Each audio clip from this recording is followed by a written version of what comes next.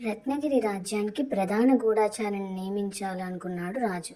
మంత్రిని పిలిపించి రాజ్యంలో అందుకు తగిన వాళ్ళందరినీ పిలిచి కొన్ని పోటీలు నిర్వహించమన్నాడు.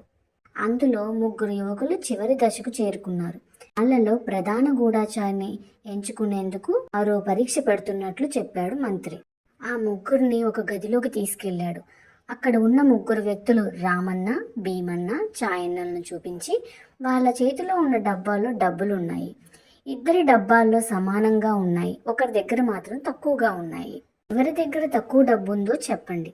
తప్పు సమాధానం చెబితే చావగొడతా చూసుకోండి మరి అన్నాడు.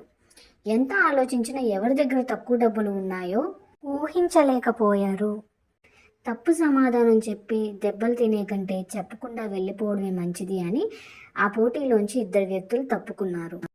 కానీ 3వ వ్యక్తి అక్కడే నిలబడి కాసేపు ఆలోచించి చాయన్న దగ్గర కొంత డబ్బు తక్కువ ఉంది అని చెప్పాడు.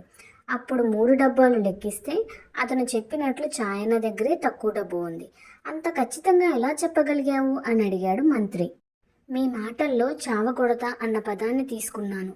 చాయన్న పేరులోని మొదటి అక్షరాన్ని చూశాను. అలా నాకు సమాధానం దొరికింది అన్నాడా 3వ వ్యక్తి.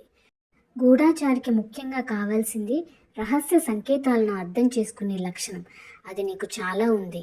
కాబట్టి నువ్వే ఈ ఉద్యోగానికి తగిన వ్యక్తివి అని ప్రకటించాడు మహారాజు. ఈ కథ మీకు ఎలా అనిపించింది? నచ్చిందా? అయితే లైక్, షేర్, సబ్స్క్రైబ్ చేయండి. ఎలా అనిపించిందో కామెంట్ చేయండి.